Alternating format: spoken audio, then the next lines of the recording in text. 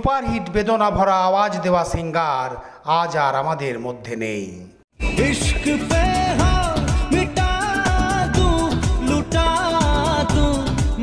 যারা তাকে পছন্দ করে তারা আর কখনো তার মধুর আওয়াজ লাইভ শুনতে পাবে না।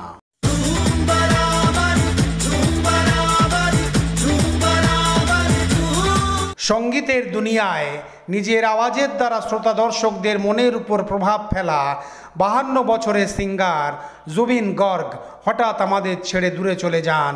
সিঙ্গাপুরে স্কুবা ডাইভিং করার ফলে এক দুর্ঘটনা হয় আর সমুদ্রের গর্ভে জুবিনের রহস্যময় মৃত্যু হয়। मशहूर गायक जुबीन गर्ग की सिंगापुर में स्कूबा डाइविंग के दौरान एक हादसे में मौत हो गई है। 19 সেপ্টেম্বর 2025 সালের দুপুর বেলায় যখন এই খবর সামনে আসে, জুবিনের ফ্যানেরা আসামের রাস্তায় নেমে পড়েন, মিছিল বের করেন, দোকান বন্ধ করে দেওয়া হয় আর চোখে জল নিয়ে তার জন্য কাঁদতে দেখা যায়।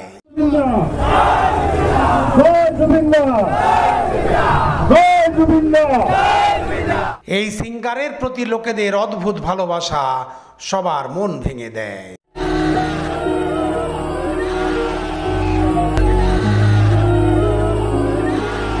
সাথে সাথে সবার মনে প্রশ্ন উঠতে লাগে যে তার মৃত্যুর পিছনে কোনো চক্রান্ত ছিল অথবা এটা শুধুমাত্র দুর্ঘটনা ছিল।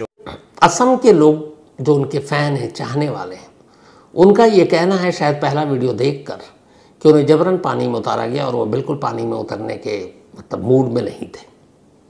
जो मैंने शुरू में आपसे कहा, कई बार दोस्त होते हैं जो फोर्स भी करते हैं, लेकिन अब उनका कहना है कि नहीं, इस जानबूझकर इस फेस्टिवल के नाम पर उनको असम से सिंगापुर ले जाया गया और वहाँ उन्हें जबरन पानी में उतारा गया और ये उन्हें मारने की एक साजिश थी। 20 সেপ্টেম্বর মঙ্গলবার গৌহাটিতে যখন তার পার্থিব শরীরকে শেষবারের মতো দেখার জন্য নিয়ে আসা হয়, তখন তার লাখো ফ্যানেদের ভিড় উপচে পড়ে, যার জন্য বলা হয় মাইকেল জ্যাকসনের পরে তিনি পৃথিবীর দ্বিতীয় এমন সিঙ্গার ছিলেন যার শেষ যাত্রায় এত ভিড় দেখা যায়।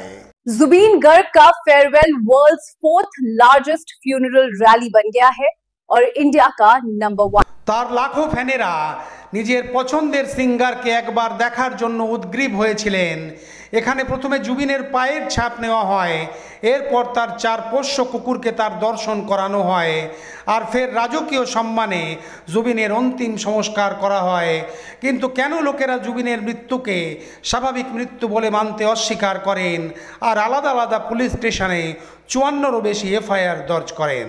अभी तक जब मैं इस वक्त आपको कहानी सुना रहा हूँ, टोटल 54 एफआईआर जुबीन गर्ग की मौत को लेकर असम के अलग अलग जगहों पर अलग अलग थानों में दर्ज है। কেন তার 15টা বাচ্চা আর স্ত্রী তার মুখাগ্নি করেননি কিন্তু তার বোনেরা এই নিয়ম পালন করেন?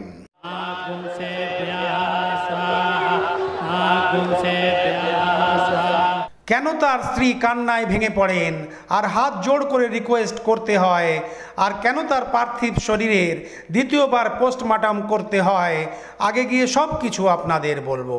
असम से इतना बुरे आदमी खो गया ना, हम लोग के दिल में बहुत दुख लगा। It's very pathetic to the entire state and everyone is feeling the same.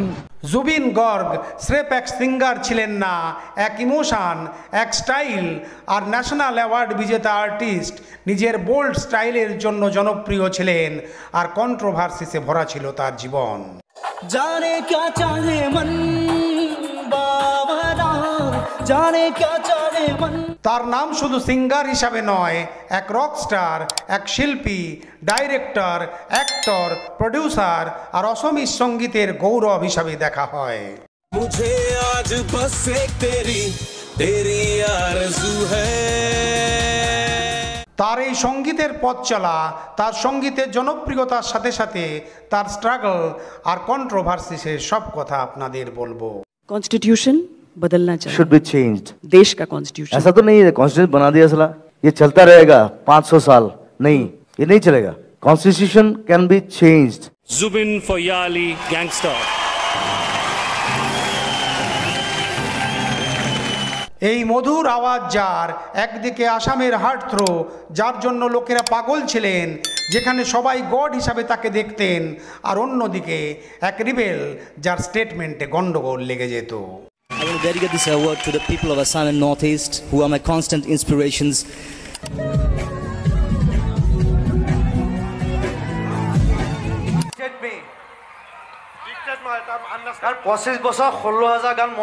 কে ছিলেন তিনি?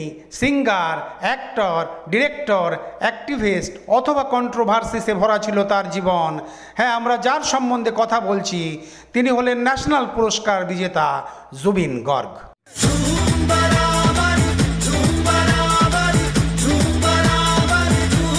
জুবিন, যার নাম জুবিন মেহতার নামে ইন্সপায়ার্ড ছিল, কিন্তু তার পরিচয় একদমই ইউনিক ছিল।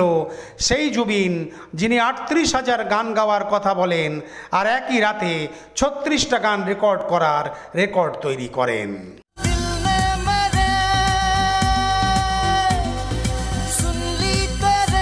কিন্তু জুবিন শুধু সুরের শাহেনশাহ ছিলেন না, তিনি খবরেরও শিরোনামে ছিলেন।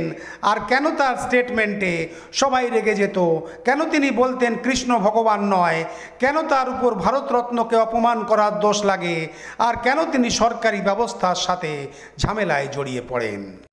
Is trouble mounting for popular singer Zubin Garg?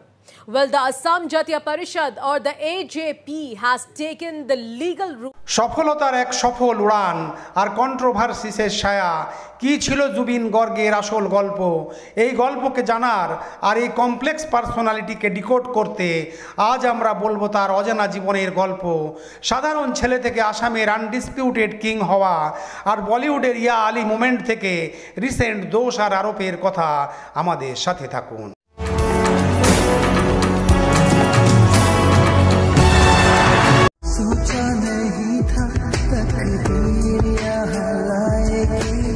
Zubeen গর্গের জন্ম হয় 18ই নভেম্বর 1972 সালে মেঘালয়ের তুরাতে এক অসমিস ব্রাহ্মণ পরিবারে। তার আসল নাম ছিল জুবিন বোর ঠাকুর, কিন্তু তিনি তার গোত্রকে সারনেম হিসাবে ব্যবহার করেন। তার বাবা মোহিনী মোহন বোর ঠাকুর এক ম্যাজিস্ট্রেট হওয়ার সাথে সাথে এক কবি আর লিরিসিস্ট ছিলেন, যাকে কপিল ঠাকুর নামেও জানা যায়। আর তার মা স্বর্গীয় ইলি বোর ঠাকুর এক সিঙ্গার ছিলেন। গান তিনি বিরাসত থেকে পান, আর তার নামও খ্যাতনামা কম্পোজার জুবিন মেহতার নামের উপর রাখা হয়। মিডিয়া রিপোর্টের অনুসারে মিউজিকের সাথে তার সম্পর্ক ছোটবেলা থেকেই হয়, আর মাত্র 3 বছর বয়স থেকেই তিনি গান গাওয়া শুরু করে দেন। ছোটবেলায় তিনি তবলা শেখেন, ফের গিটার, হারমোনিয়াম, ঢোল, দোতারা, কিবোর্ড সমেত 12টা আলাদা আলাদা ইনস্ট্রুমেন্ট বাজাতে দক্ষ হয়ে যান।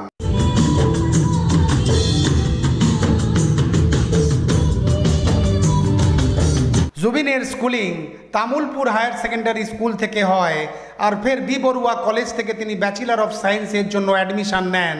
কিন্তু মিউজিকের প্রতি তার সমর্পণের জন্য তিনি পড়াশুনো মাঝপথেই ছেড়ে দেন আর পুরোপুরিভাবে নিজেকে সিঙ্গিং ক্যারিয়ারের উপর ফোকাস করার সিদ্ধান্ত নেন। জুবিন গর্গের প্রফেশনাল ক্যারিয়ার 1992 সালে এক ধামাকার সাথে শুরু হয়।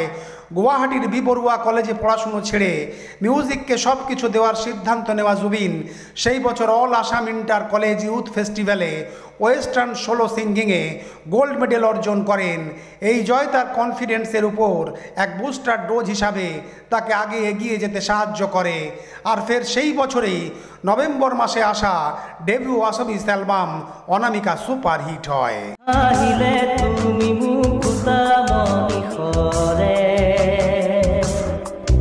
এই অ্যালবাম ব্লকবাস্টার সুপারহিট হয়। আসামের সব কোণে অনামিকার গানে কি আনে আর মনোর নিজানো গান বাজতে লাগে।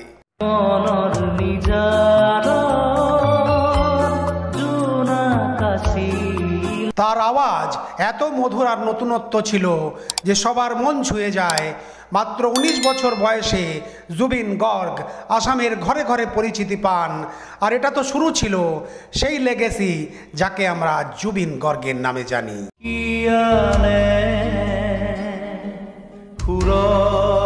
অনামিকা ব্লকবাস্টার সুপারহিট হওয়ার ফলে আসামিস মিউজিক ইন্ডাস্ট্রির দরজা তার জন্য পুরোপুরি খুলে যায়। আর জুবিন আগের কিছু বছরে একের পর এক হিট অ্যালবাম করতে থাকেন। 1994 সালে আসে মায়া, যার গান মায়া মাঠু মায়া, জোনা গোলা রাতি, নির্বিলি গধূলি সুপার ডুপার হিট হয়।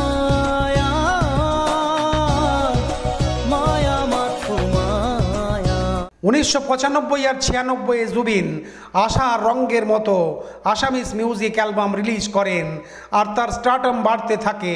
তিনি শুধু গানই করেননি, এর মধ্যে অনেক অ্যালবামে মিউজিক কম্পোজ করেন আর লিরিক্সও লেখেন। অর্থাৎ জুবিন এক কমপ্লিট প্যাকেজ হিসাবে আত্মপ্রকাশ করেন। Assamese folk, pop, rock, classical তিনি সব জোনারে নিজের ট্যালেন্ট দেখান।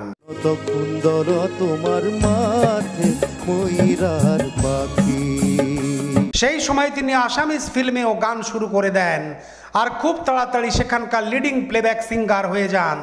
বলা হয় আসামে নিজের জায়গা বানাবার পর জুবিনের নজর ন্যাশনাল স্টেজের উপর ছিল আর নিজের স্বপ্নকে পুরো করতে 1995 সালে স্বপ্নের নগরী মুম্বাই চলে আসেন। যদিও মুম্বাই আসার আগে উজান প্রীতি নামে এক বিহু অ্যালবাম রিলিজ করেন যেটা সুপারহিট হয়।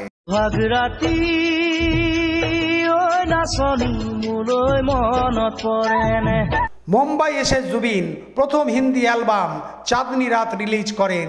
এই অ্যালবামের গান চাঁদনি রাত হ্যায় সনম, আশা মেরি আশা, মায়া कैसी ये है মায়া ভালো রেসপন্স পায়।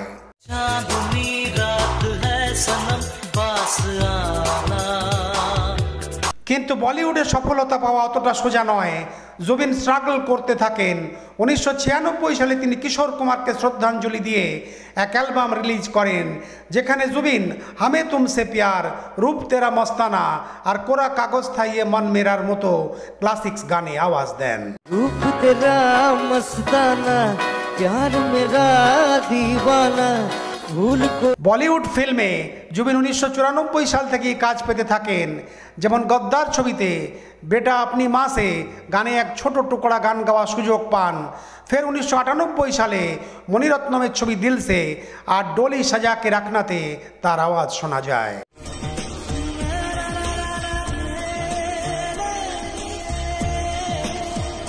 1999 সালের ছবি বাস্তবে তার ছোট কন্ট্রিবিউশন ছিল, কিন্তু এই সব গানে ছোটোখাটো কন্ট্রিবিউশনের ফলে জুবিন সেইভাবে পরিচিতি পাচ্ছিলেন না।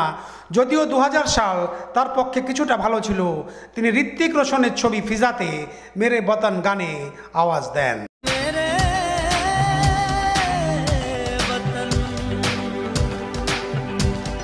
এই বছরেই তার হিন্দি অ্যালবাম স্পর্শ রিলিজ হয় আর আসামি সিনেমায় তিনি এক নতুন অধ্যায় শুরু করেন, আর সেটা ছিল অ্যাক্টিং আর মিউজিক ডাইরেকশন। ফিল্ম তুমি মোর মাথু মোড়ে তিনি শুধু লিড রোলই করেননি, ফিল্মকে ডাইরেক্ট করেন আর মিউজিক কম্পোজও করেন। আর এই ছবির গান পুহর ওরে সাকি আহিটিয়া হিয়া মোর হিট হয়।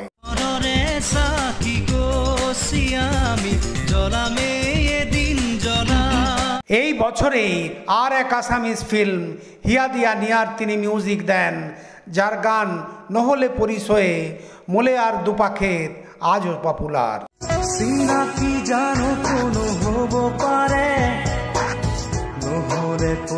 এরপর তিনি 2001 সালে দাগ ছবিরও মিউজিক ডাইরেক্ট করেন। এটা প্রমাণিত হয় যে জুবিন শুধু এক সিঙ্গার ছিলেন না, তিনি এক মাল্টি ট্যালেন্টেড পাওয়ার হাউস ছিলেন। দেখা যায় তার যাত্রা ধীরে ধীরে এগিয়ে যেতে লাগে। তিনি 2001 সালে আসা ফিল্ম মুঝে কুছ कहना है, গুচা है গুল है আর শাহরুখ খানের অশোকা ফিল্মে রোশনি সেতে তিনি আওয়াজ দেন। রোশনি সে ভরে ভরে। কিন্তু 2002 সালে তিনি খুব ব্যস্ত ছিলেন। তিনি ইয়ে হ্যায় জলওয়া মে, ধীরে ধীরে, কাটে মে, রামারে আর সোচা নেহি থা সুপার ডুপার হিট হয়। বিশেষ করে রামারে খুব জনপ্রিয় হয়।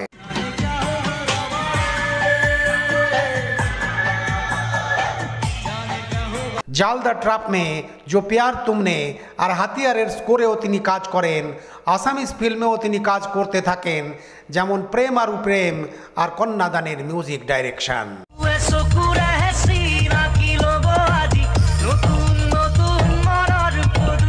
2003 সালে তিনি করিনা কাপুরের मैं प्रेम की दीवानी हूँ ফিল্মের গান বনি বনি আর প্ল্যান ছবিতে আনে वाला पल গান করেন।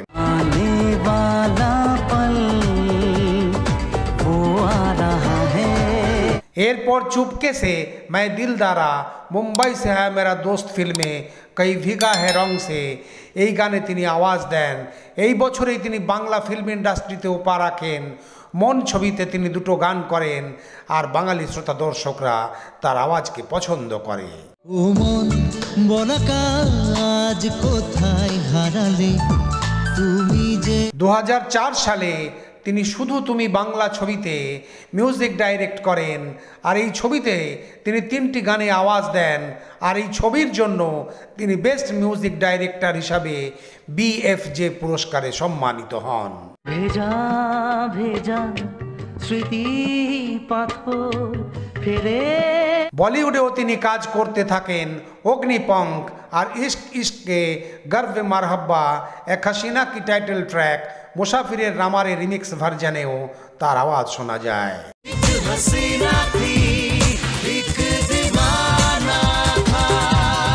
এরপর 2005 সালে ফরেব ছবিতে যাও কাহা গান করেন, কিন্তু জুবিন গর্গের কেরিয়ারের টার্নিং পয়েন্ট আসে 2006 সালে যখন তিনি মহেশ ভাটের ফিল্ম গ্যাংস্টারে গান গাওয়ার সুযোগ পান। এই ফিল্মে মিউজিক ডাইরেক্ট করেছিলেন প্রীতম, কিন্তু জুবিনের গলায় গাওয়া গান ইয়া আলী সব রেকর্ড ভেঙে দেয়।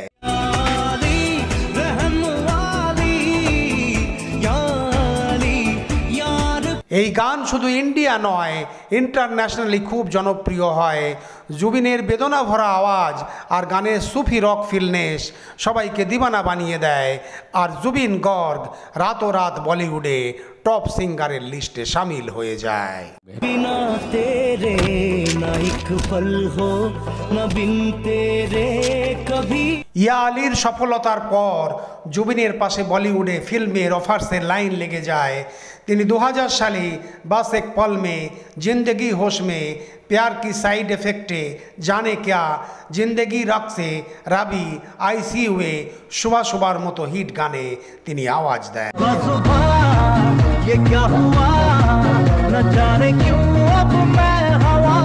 2007 সালেও তিনি একের পর এক হিট গান গাইতে থাকেন।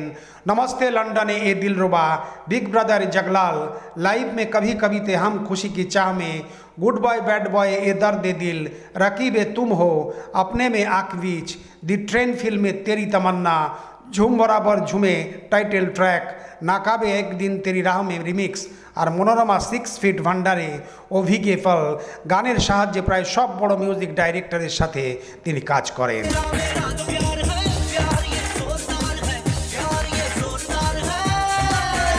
এইভাবে তার জনপ্রিয়তা বাড়তে থাকে। 2008 সালের ফিল্ম দেশদ্রোহীতে তু জান সে প্যারা, হ্যালো ছবিতে রব কা বান্দা, মিশন ইস্তাম্বুলে দিলদারা, হাসতে হাসতে ফিল্মে আল মাদা সৈরি খুদা আর ফিল্ম বোম্বে টু ব্যাংককে ধীরে ধীরে এই সব গান তিনি আওয়াজ দেন।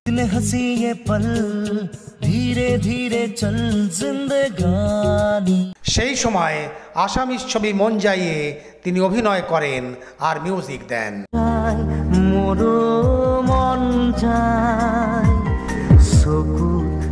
বাংলাতেও তিনি হিট গান উপহার দেন, যেমন মন মানে নার টাইটেল ট্র্যাক আর চিরদিনই তুমি যে আমার পিয়ারে পিয়ারে।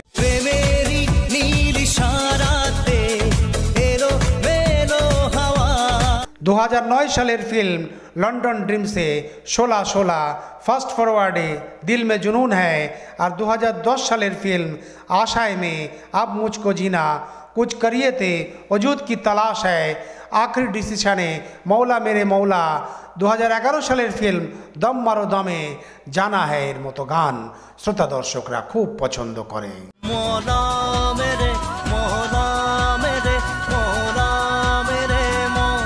জুবিন গর্গ না শুধু হিন্দি, আসামিস আর বাংলা, এছাড়াও তামিল, তেলেগু, কন্নড়, মালায়ালম, মারাঠি, উড়িয়া, পাঞ্জাবি, গুজরাটি, বড়ো, কার্বি, খাসি, নেপালি, ভোজপুরি সমেত প্রায় 40টা আঞ্চলিক ভাষায় তিনি নিজের আওয়াজ দেন।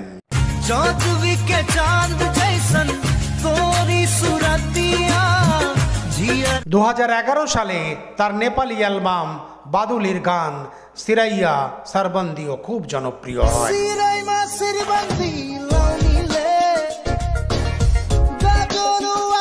আর বলিউডে তিনি এগিয়ে যেতে লাগেন।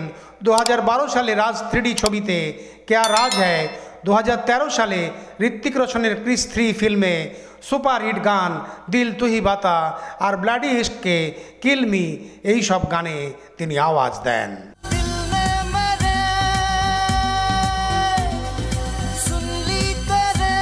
যদিও 2013 সালের পর থেকে জুবিন বলিউডের ফিল্মে গান কম করে দেন আর ইন্ডিপেন্ডেন্ট অ্যালবাম আর স্টেজ শোর উপর বেশি ফোকাস করেন।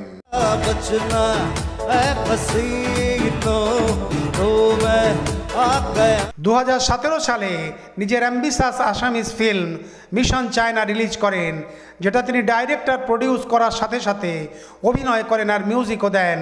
এই ছবি এক মেজর বক্স অফিস সাকসেস হয়।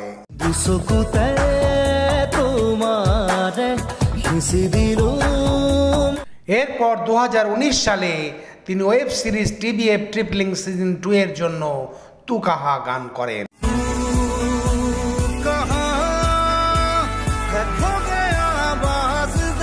2019 সালে তার এক আসামিজ ফিল্ম কাঞ্চনজঙ্ঘা আসে, যেটা তিনি ডাইরেক্ট করেন, প্রডিউস করেন, অভিনয় করেন আর মিউজিকও দেন। এই ফিল্ম সুপার হিট হয়। এই ছবিতে এপিএসসি রিক্রুটমেন্ট করাপশনের মতো ইস্যুকে দেখানো হয় আর সাথে সাথে আসামিজ ফিল্ম শিকারকে নিয়েও তিনি চর্চাতে ছিলেন। আর নিজের আপকামিং ফিল্ম রুহি রুহি বিনালেতেও তিনি কাজ করতে থাকেন, যেটা তিনি প্রডিউসও করেন।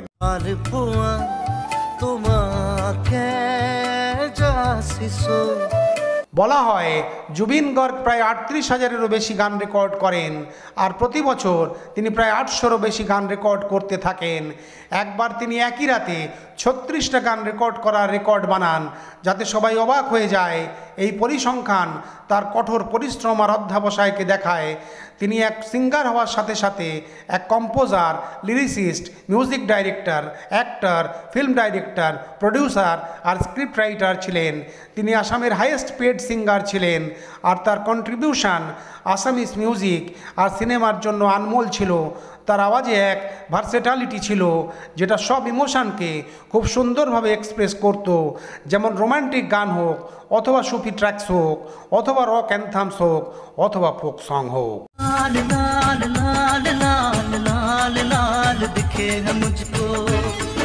জুবিনের পার্সোনাল লাইফ তার ফ্যানেদের কাছে সবসময় কৌতূহলের বিষয় ছিল। তিনি 4 ফেব্রুয়ারি 2002 সালে গরিমা সাইকিয়া গর্গের সাথে বিবাহ করেন, যিনি গোলাঘাট আসামের ছিলেন, যিনি পেশাতে ফ্যাশন ডিজাইনার ছিলেন। বলা হয় গরিমা জুবিনের অ্যালবাম অনামিকা আর মায়া শোনার পর তিনি তাকে এক চিঠি লেখেন আর সেখান থেকেই তাদের গল্প শুরু হয়। মাঝখানে কিছু অসুবিধা আসে, কিন্তু ফের তারা বিবাহ করেন।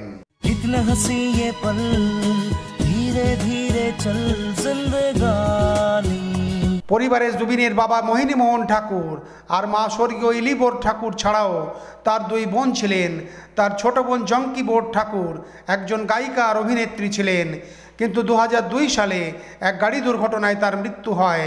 তিনি সেই সময় এক স্টেজ শো করার জন্য যাচ্ছিলেন আর এই দুর্ঘটনায় জুবিন একদম ভেঙে পড়েন আর তিনি নিজের বোনের স্মৃতিতে জিজু নামে এক অ্যালবাম রিলিজ করেন।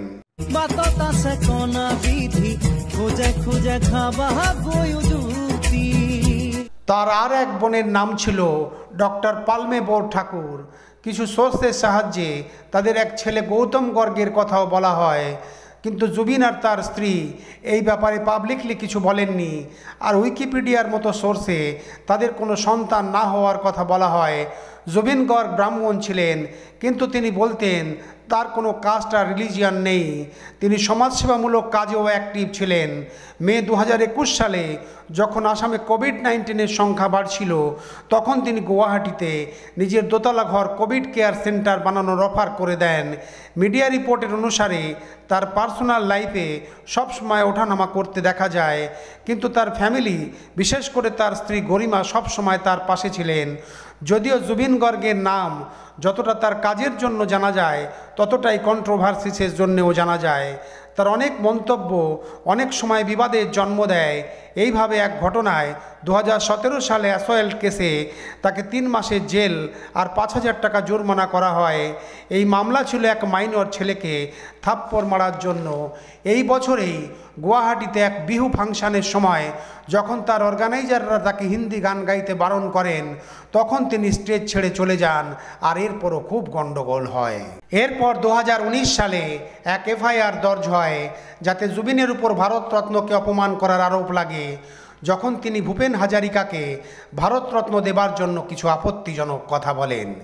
এই বছরেই সিটিজেনশিপ অ্যামেন্ডমেন্ট অ্যাক্ট অর্থাৎ সিএএ এর বিরুদ্ধে আসামে হওয়া প্রোটেস্টে জুবিন এক প্রমিনেন্ট নন পলিটিক্যাল ফিগার হয়ে প্রোটেস্টে সামিল হন, যার উপরও খুব গন্ডগোল হয়। And meanwhile, a popular singer Zubeen Garg, who also joined the anti-CAA protest led by Asuwin Swalkuchi, stated that he has no intention to join politics at the moment. তিনি rallies আর meetings organise করেন আর সরকারের বিরুদ্ধে আওয়াজ তোলেন, যদিও এর ফলে তার ক্যারিয়ারের উপর নেগেটিভ প্রভাব পড়ে। আর এক মামলাতে এপ্রিল 2024-এ মাজুলিতে এক বিহু কনসার্টের সময় তিনি বলেন, বৈষ্ণবাইট মোনাস্ট্রির হেডকে প্রভু ঈশ্বর বলা ঠিক নয়। জুবিন বলেন, কৃষ্ণ কখনো ভগবান ছিলেন না, তিনি মানুষ ছিলেন। এই যে প্রভু ঈশ্বর বুলি কয় যে মই সেই শব্দটো বেয়া পাওঁ। কৃষ্ণ ভগৱান নহয়, তেওঁ কেতিয়া ভগৱান নাছিল, হি ওয়াজ এ ম্যান। এই বয়ানের ফলে মাজুলি সত্র মহাসভা আর সোশ্যাল মিডিয়াতে খুব গন্ডগোল হয়, আর মাজুলি ডিস্ট্রিক্ট সত্র মহাসভা তার উপর ব্যান লাগিয়ে দেয়। পরে গিয়ে জুবিন এই বয়ান দেবার জন্য ক্ষমা প্রার্থনা করেন আর ধীরে ধীরে এই মামলা শান্ত হয়ে যায়। এই কন্ট্রোভার্সিসের জন্য জুবিনের ইমেজ অবশ্যই প্রভাবিত হয়, কিন্তু তার হার্ডকোর ফ্যানেরা সব সময় তার পাশে থাকেন। কিছু লোক তার এই আন্দাজ পছন্দ করতেন, আবার কিছু লোককে তার সমালোচনা করতে দেখা যায়। কিন্তু এটাও সত্যি, জুবিন এই দোষ আর আরোপ দেখে ঘাবড়ে যাওয়ার লোক ছিলেন না। তিনি তার কথা সোজাসুজি সবার সামনে রাখতেন, তাতে যতই ঝামেলা হোক। এটাই তার পার্সোনালিটি ছিল, রিবেলিয়াস আর আনপ্রোটেক্টেবল।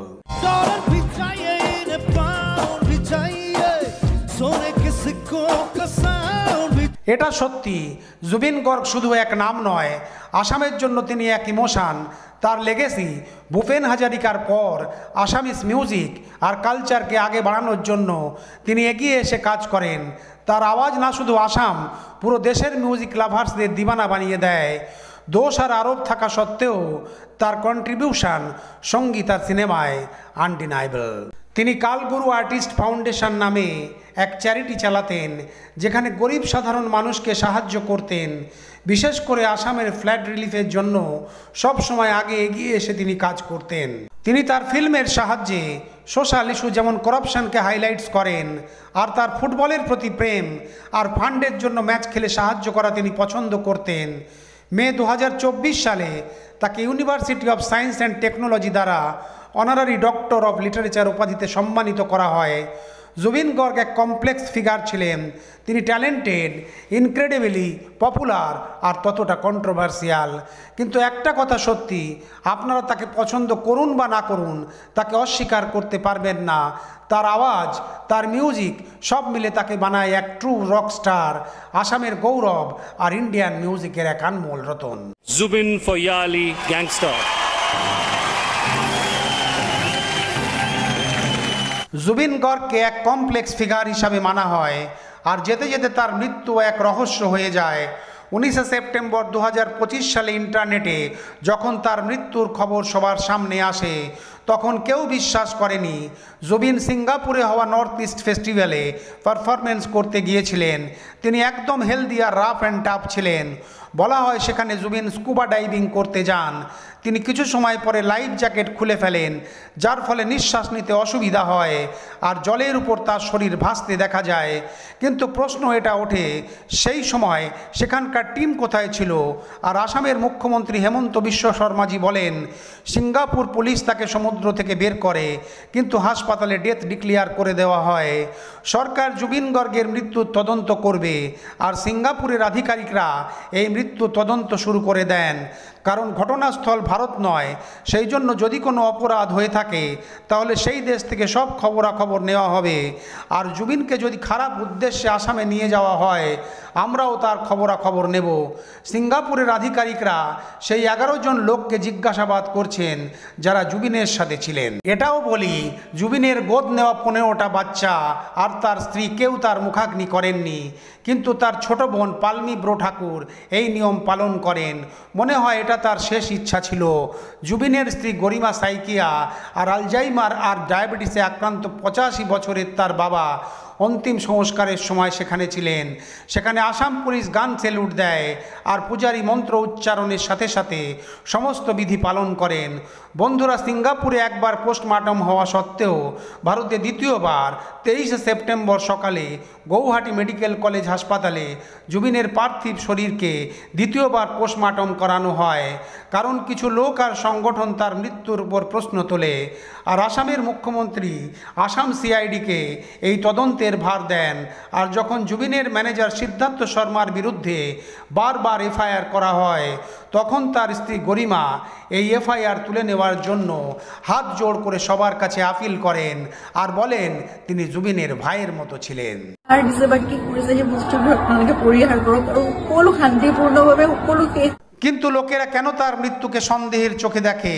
কারণ ছিল সিঙ্গাপুরে জুবিনের সুইমিংয়ের সময় দুটো ভিডিও সামনে আসে যেখানে তাকে বারবার জলে নামার জন্য উৎসাহিত করা হয়, আর অন্য ভিডিওতে জলের মধ্যে প্রাণহীনভাবে তাকে সাঁতার কাটতে দেখা যায়।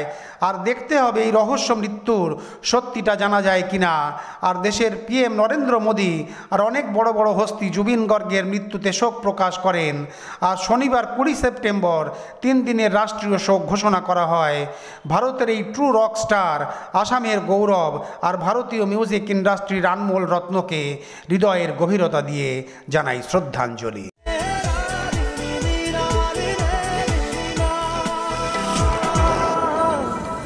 বন্ধুরা, আপনাদের জুবিন গর্গের কোন গান সব থেকে বেশি পছন্দ কমেন্ট করে অবশ্যই জানাবেন। আর তার মৃত্যুর পিছনে কোনো চক্রান্ত ছিল অথবা এটা এক দুর্ঘটনা ছিল, আপনারা কি বলেন এটাও কমেন্ট করে অবশ্যই বলবেন। পরের ভিডিওতে ফের দেখা হবে। নমস্কার।